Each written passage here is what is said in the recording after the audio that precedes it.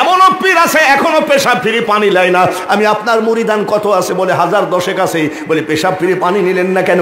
আমাকে বলছে কারবালার জমিনে হুসাইন পানি পানি করে মারা গেছে, ওই পানি আমি এই জায়গায় ঠেকাবো না। আমি ছাত্র জীবনে 40 দিনের জন্য তাবলিগে গেলাম। তো তাবলিগে যাই দেখি যখন ইমাম সাহেব সালাম ফিরাইয়ে ফেলে, সালাম ফিরানোর পরে আমির সাহেব উঠে লাফ দিয়ে উঠে বলে, ভাই বাকি নামাজ আনতে কিছু দিনের আলোচনা হবে, একটু বসেন, বসলে বহুত বহুত। তা আমি মনে করলাম এদের ফায়দা যে কি আমি তাই দেখব। তারপরে দেখি ওরা প্র্যাকটিক্যালি হাদিস দলিল বলতেছে, সাহাবীদের কাহিনী বলতেছে, দিনের দাওয়াত দিচ্ছে। কিন্তু একটা জিনিস দেখলাম, হানিয়া মারিয়াজের লবণ খাওয়ার দোয়াটা আমরা অনেকেই জানি না। এটা লবণ খাওয়ার দোয়া, আল্লাহুম্মা বারিক লানা ফিমা রাযাকতানা ওয়াকিনা আযাবান নার। এটা ভাত সামনে আসার দোয়া। পেশাব পায়খানা ঘুম এসব প্র্যাকটিক্যাল ট্রেনিং দিচ্ছে, ঠিক কিনা? তা আমি কই কি ব্যাপার, এখানে তো আল্লাহ রসুল আর কুরআন হাদিসের কথার বাইরে কিছু নাই, কিন্তু সেই তাবলিগকে মানুষ এত খারাপ বলে, চিনি ডবল দেয়। যেখানে জালসায় যায়, এই আমার এই অবস্থায় দেখি একেবারে পাইনসে চা পাঠায়। তার মানে মনে করে এটারেও ধরছে মনে হয়, না এখনো ধরে নাই। তো করছে কি, তাবলিগ জামাতে সবই তো আল্লাহ রসুলের কথা, ঠিক কিনা? আমি বাঙালি হুজুর জালসা দিনের দাওয়াত দিতে আসছি, আমাকে যদি 500 টাকা কম দেন আগামী বছর আর ডেট হবে না। 1 লক্ষ টাকা নিয়ে বক্তারা আবার আসেও না, এরকম নাই নাকি? কিন্তু তাবলিগ জামাতরা নিজের জমি বিক্রি করা, গরু বিক্রি করার টাকা দিয়ে দিনের দাওয়াত দিয়ে বেড়ায়। এরা কি খারাপ? আমি এরা তো ভালোই। আচ্ছা ঠিক আছে, গেলাম চরমোনাই। কোথায়? চরমোনাই যাই দেখি খালি জুব্বা আর জুব্বা। আমি দেখি তো এখানে কি হয়, পীর সাহেব ওয়াজ করতেছে, এ বাবা আপনাকে যখন কবরে শোয়ানো হবে 40 কদম হেঁটে মুসল্লিরা চলে যাবে, একটা সাপ এসে সবল মারবে, 70 গজ নিচে মাটির নিচে চলে যাবেন। আর একটা সাপ এসে সবল মারলে 40 গজ মাটির নিচের থেকে চলে আসবেন। কবরের চিন্তা করেন বাবা, কবরের ভয় করেন। কবরের ভয় দেখাতে দেখাতে কয় জিকির করেন সুবহানাল্লাহ সুবহানাল্লাহ। এটা হলো সরমুনায় জিকির। দেখেন সরমুনায় যেখানে আছে দেখবেন সুবহানাল্লাহ সুবহানাল্লাহ, আলহামদুলিল্লাহ আলহামদুলিল্লাহ, আছে না? তাহলে এখানে তো সবই আল্লাহ রসুলের ব্যাপার, তাহলে এদের বিরুদ্ধে বলে কেন? তাবলিগও তো আল্লাহ রসুলেরই ব্যাপার, ঠিক কিনা? তা আমাদের মধ্যে এত দলাদলি কেন? গেলাম 8 রশি। কয় রশি? 8 রশিতে যাই দেখি হাজার হাজার মানুষ সব বসে আছে এক সারিতে। কি কয়? ইয়া আল্লাহ 8 রশি, ইয়া রহমান ইয়া রহিম।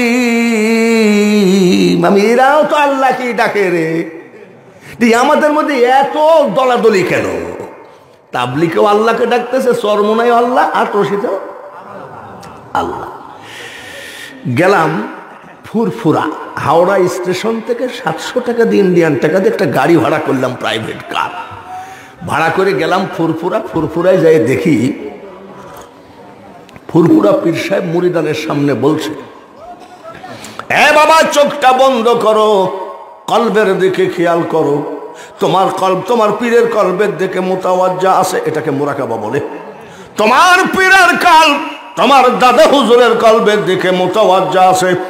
এইভাবে রসুল পর্যন্ত গিয়ে বলতেছে, পড়ো লা ইলাহা ইল্লাল্লাহ। এখানেও তো আল্লাহ রসুলেরই ব্যাপার। তাবলিগ চরমোনাই 8 রশি সব তো আল্লাহ রসুলেরই ব্যাপার। গেলাম আজমির শরীফ। আজমির যাই দেখে, ওখানে তো বাংলা নয়, দেখি তো কি হয়। জব এ জীবন টুট জায়েগা आसमान जमीन फना होगा, कहाँ रहे गसब ये कुदरत है ओ तेरी, ओ दुनिया बनाने वाले क्या होगा दुनिया तेरी। আমি এখানেও তো সেই লাইন মোতাবেকই কথা রে, মানে আল্লাহকে বলছে হে দুনিয়া বানানে ওয়ালে, যখন কিয়ামত হবে তখন এইসব কোথায় যাবে এটাই বলছে। আমি এটাও তো ঠিক আছে রে, আজমিরও ঠিক আছে, ফুরপুরায়, চরমোনায়, তাবলিগ, আটরশি, দেখি শাহজাদপুরে আমাদের কিছু লোক মুরিদ হইতে আসে, ওইখানে একটা কওমি মাদ্রাসায় আমাকে প্রধান বক্তা করেছে। ওয়াজের পরে মুফতি সাহেবকে বললাম যে ভাই একটু পীরের দরবারে যাবো, তো চলেন যাই। পীরের দরবারে ঢুকলাম তো জিকির করতেছে সব গোল হয়ে বসে, চন্দ্র সূর্য গ্রহ তারা আল্লাহর জিকির করে তারা, মানুষ হইয়া তোমরা কেন আল্লাহ আল্লাহ করো না। আমি এখানেও তো আল্লাহ, আমাদের মধ্যে এত ঝামেলা কেন? আমি এই টেনশন আমার চাই না। গেলাম চিটাগাং মাইজ ভান্ডার, মাইজ ভান্ডারে যাই দেখি এক পাগল বসে বসে গান গায়, কোন সাধনে পাবো খোদারে এ ভান্ডারি ধন রে, কোন সাধনে পাবো খোদারে। আমি এও তো খোদাকে খুঁজতেছে, ঘটনা কি? সব ঘুরে এসে গেলাম লালন শাহর মাজারে। আমার বাড়ির থেকে 5 মিনিট হাইটে গেলেই পাওয়া যায়। দেখি তো কি হচ্ছে, দেখি এক বাবাজির মুস 25-26 বছর মুস কাটেনি, মুসগুলো হলুদ হয়ে গেছে। হলুদ হয়েছে কি জন্যে? এই সাদা কাগজটা যদি রান্নাঘরে রাখা যায় তাহলে কয়েকদিন পর হলুদ হয়ে যাবে। কিসে? ধোঁয়ায়। কিসে? তাহলে ওনার মুছেও মনে হয় কিছু ধোঁয়া লাগছে। এটা কি চুলার ধোঁয়া তা আমি বলতে পারবো না। তো হলুদ হলে হবে কি? দেখি তো লোকটা কয় কি, দেখি তো।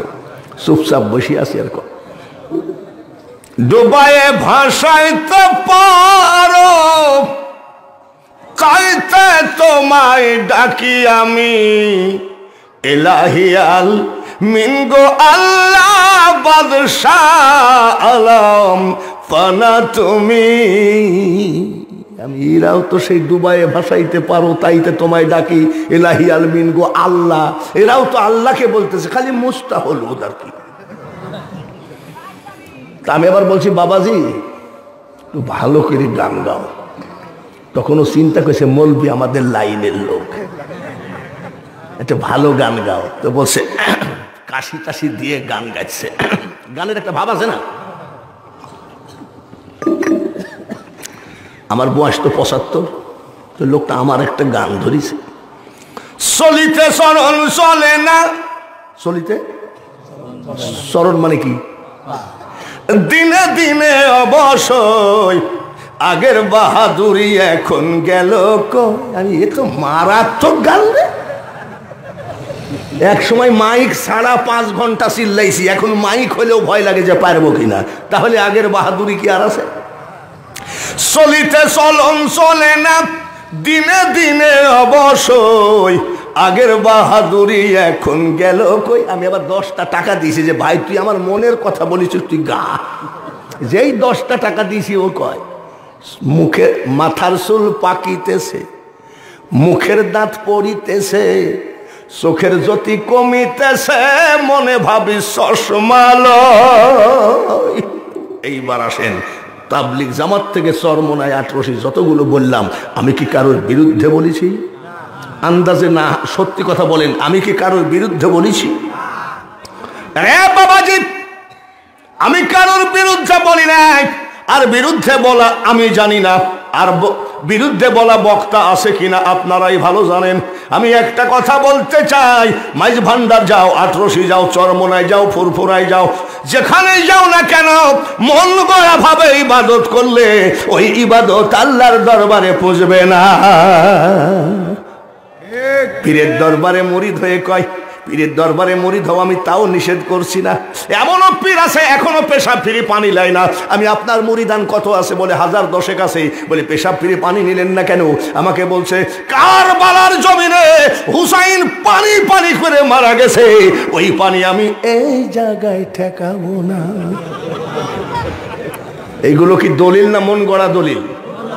জোরে বলেন ঠিক কিনা?